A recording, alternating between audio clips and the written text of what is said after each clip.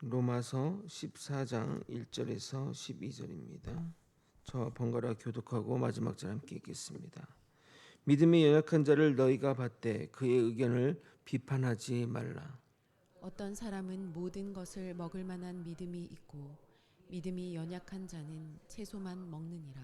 먹는 자는 먹지 않는 자를 업신 여기지 말고 먹지 않는 자는 먹는 자를 비판하지 말라. 이는 하나님이 그를 받으셨음이라. 남의 하인을 비판하는 너는 누구냐? 그가 서 있는 것이나 넘어지는 것이 자기 주인에게 있음에 그가 세움을 받으리니 이는 그를 세우시는 권능이 주께 있음이라. 어떤 사람은 이날을 전날보다 낮게 여기고 어떤 사람은 모든 날을 같게 여기나니 각각 자기 마음으로 확정할지니라. 나를 중히 여기는 자도 주를 위하여 중히 여기고 먹는 자도 주를 위하여 먹으니 이는 하나님께 감사함이요 먹지 않는 자도 주를 위하여 먹지 아니하며 하나님께 감사하느니라. 우리 중에 누구든지 자기를 위하여 사는 자가 없고 자기를 위하여 죽는 자도 없도다. 우리가 살아도 주를 위하여 살고 죽어도 주를 위하여 죽나니 그러므로 사나 죽으나 우리가 주의 것이로다. 이를 위하여 그리스도께서 죽었다가 다시 살아나셨으니 곧 죽은 자와 산 자의 주가 되려 하심이라. 내가 어찌하여 내 형제를 비판하느냐? 어찌하여 내 형제를 업신 여기느냐? 우리가 다 하나님의 심판대 앞에 서리라. 기록되었으되 주께서 이르시되 내가 살았노니 모든 무릎이 내게 꿇을 것이요 모든 혀가 하나님께 자백하리라 하였느니라. 이러므로 우리 각 사람이 자기 일을 하나님께 짓고 하리라.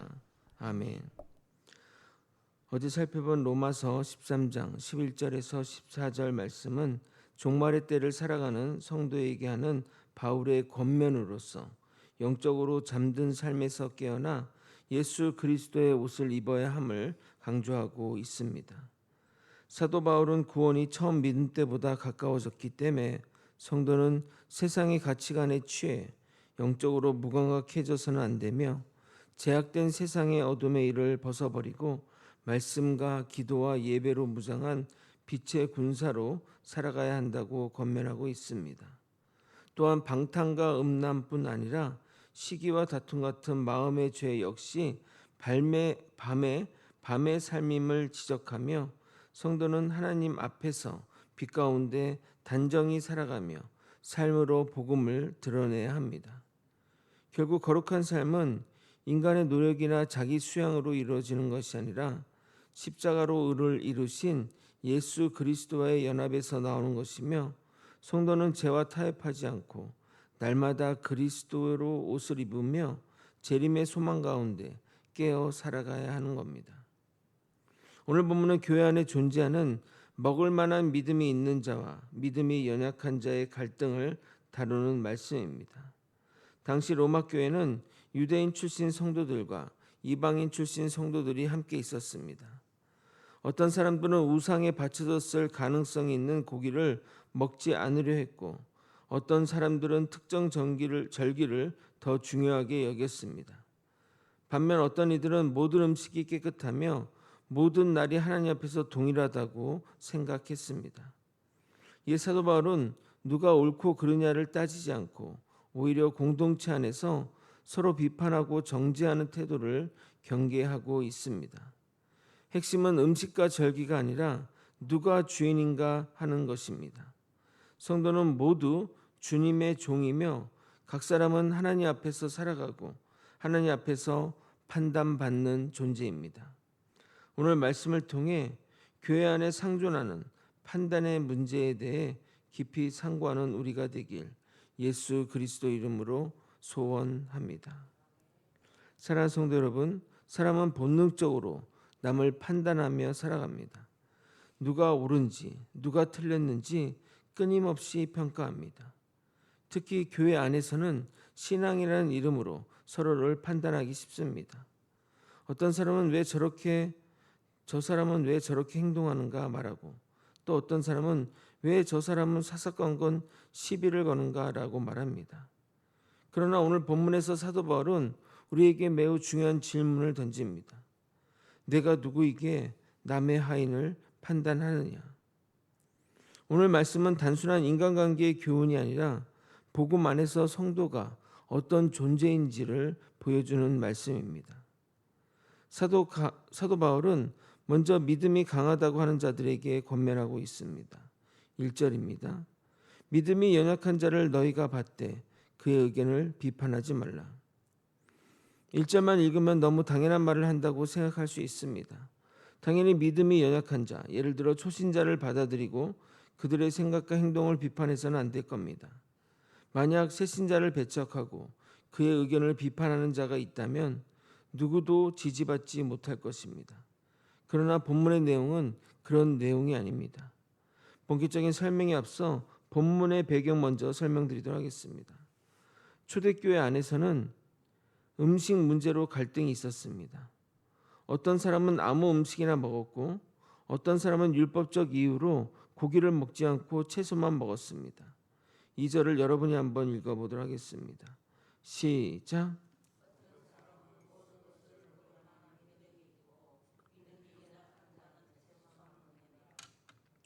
사도 바울은 아무 음식이나 먹는 자를 먹을 만한 믿음의 소유자라고 평했고 음식을 가려서 먹는 자를 연약한 믿음의 소유자로 평했습니다. 물론 여기서 먹을 만한 믿음은 믿음이 좋다거나 훌륭한 믿음이라는 것은 아니고 도전 정신이 강하다는 의미일 뿐입니다. 훌륭한 믿음이라면 남을 판단하는 일은 하지도 않을 것입니다. 그런데 먹을 만한 믿음을 가진 사람들이 약한 믿음을 가진 사람들의 행동을 보고 이렇게 생각합니다. 복음을 모르니? 왜 아직도 그런 걸 신경 써? 반대로 연약한 자들은 생각합니다. 저 사람은 너무 세속적이야. 그런데 바울은 양쪽 모두를 책망하고 있습니다. 왜냐하면 교회는 완벽한 사람들이 모인 곳이 아니라 하나님께 받아들여진 죄인들이 모인 곳이기 때문입니다. 사랑하는 성도 여러분, 우리가 서로를 쉽게 판단하는 이유는 자꾸 자신을 기준으로 삼기 때문입니다. 나는 이렇게 하는데 왜 저 사람은 저럴까? 나는 저렇게 안 하는데 저 사람은 왜 하지? 그러나 신앙의 기준은 내가 아닙니다. 오직 하나님이 기준이십니다. 3절을 읽겠습니다. 먹는 자는 먹지 않는 자를 업신 여기지 말고 먹지 않는 자는 먹는 자를 비판하지 말라. 이는 하나님이 그를 받으셨음이라. 우리는 타인의 주인이 아닙니다. 하나님만이 주인이십니다. 교회 안에 가장 위험한 죄 가운데 하나는 자기의입니다. 복음을 안다고 생각하는 순간 다른 사람을 업신여기고 경건하다고 생각하는 순간 다른 사람을 정죄합니다. 그러나 복음을 진짜 아는 사람은 자신도 은혜 아니면 살 수 없는 죄인임을 통렬하게 깨닫고 살아갑니다. 그런 우리에게 하나님은 이렇게 말씀하십니다. 4절입니다. 남의 하인을 비판하는 너는 누구냐? 그가 서 있는 것이나 넘어지는 것이 자기 주인에게 있음에 그가 세움을 받으리니 이는 그를 세우는 권능이 주께 있음이라. 저나 나나 다 하나님의 종이며 죄인일 뿐입니다. 누가 누구를 판단하고 정죄할 수준이 아니라는 겁니다. 교회는 서로를 심판하는 법정이 아니라 은혜로 부름받은 죄인들의 공동체라는 것을 잊어서는 안 될 것입니다. 로마 교회 안에는 절기를 중요하게 여기는 자들이 있었습니다. 5절을 여러분이 한번 읽어보도록 하겠습니다. 시작. 어떤 사람은 이날을 전날보다 낮게 여기고 어떤 사람은 모든 날을 같게 여기나니 각각 자기 마음으로 확정할지니라. 사도 바울은 이것 또한 절기의 문제 또한 진리의 문제가 아니라 각자 자기 마음에 정한 대로 행동하면 된다고 말합니다. 왜냐하면 중요한 것은 무엇을 하느냐가 아니라 누구를 위하여 하느냐가 중요하기 때문입니다. 여러분, 이것은 오늘날도 마찬가지입니다. 어떤 사람은 특정 신앙 형식을 중요하게 생각하고 어떤 사람은 자유를 강조합니다. 또 어떤 사람은 전통을 중요하게 여깁니다. 문제는 서로 다름 그 자체가 아니라 그 다름 때문에 서로를 정죄하는 것입니다. 복음은 획일성을 만드는 것이 아니라 그리스도 안에서 하나됨을 이루는 것입니다. 무엇보다 우리는 주를 위해 모든 것을 할 수 있어야 합니다. 6절입니다. 나를 중히 여기는 자도 주를 위하여 중히 여기고 먹는 자도 주를 위하여 먹으니 이는 하나님께 감사하며 먹지 않는 자도 주를 위하여 먹지 아니하며 하나님께 감사하느니라. 성도의 삶의 기준은 자기 만족이 아니고 사람의 시선도 아니라 오직 주님의 기준입니다. 그런데 사도 바울은 놀라운 선언을 합니다. 이 구절이 14장의 핵심 구절이라 하겠습니다. 7절 8절을 여러분이 한번 읽어보도록 하겠습니다. 시작. 우리 중에 누구든지 자기를 위하여 사는 자가 없고 자기를 위하여 죽는 자도 없도다. 우리가 살아도 주를 위하여 살고 죽어도 주를 위하여 죽나니 그러므로 사나 죽으나 우리가 주의 것이로다. 세상은 내 인생은 네 것이라고 말합니다. 우리도 많이 그렇게 생각합니다. 그러나 복음은 너는 예수의 피값으로 산 존재라고 말하고 있습니다. 그러기에 성도는 자기 마음대로 사는 존재가 아니라 예수 그리스도를 위해 살아야 하는 존재입니다. 그러므로 우리 인생의 목적이 자기 성공이 되어서는 안 됩니다. 우리는 주님께 속한 자들입니다. 그래서 직장도, 가정도, 사역도, 재물도, 건강도 다 주님의 것입니다. 우리가 주의 것이란 근거가 어디에 있습니까? 주님이 우리를 위해 먼저 죽으시고 부활하셨기 때문입니다. 9절을 읽겠습니다. 이를 위하여 그리스도께서 죽었다가 다시 살아나셨으니 곧 죽은 자와 산 자의 주가 되려 하심이라. 예수님의 십자가와 부활은 단지 천국을 보내기 위한 사건만이 아닙니다. 예수께서는 우리의 주인이 되셨다는 선언입니다. 그러므로 신앙은 내가 원하는 삶이 아니라 주께 속한 삶입니다. 물론 이런 말을 들으면 젊은 세대들 또는 초신자들은 마음속에 반발감이 생길 수도 있습니다. 내 인생도 소중한데 나는 아무것도 아니란 말인가? 나는 하나님의 들러리인가? 오해하지 마시기 바랍니다.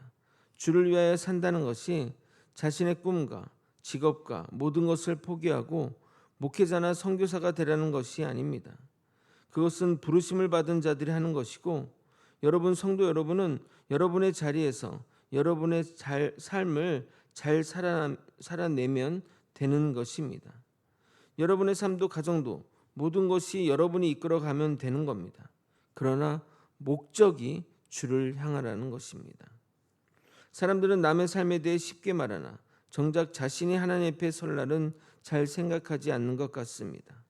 사도 바울은 우리에게 중요한 메시지를 전달해 줍니다. 10절입니다.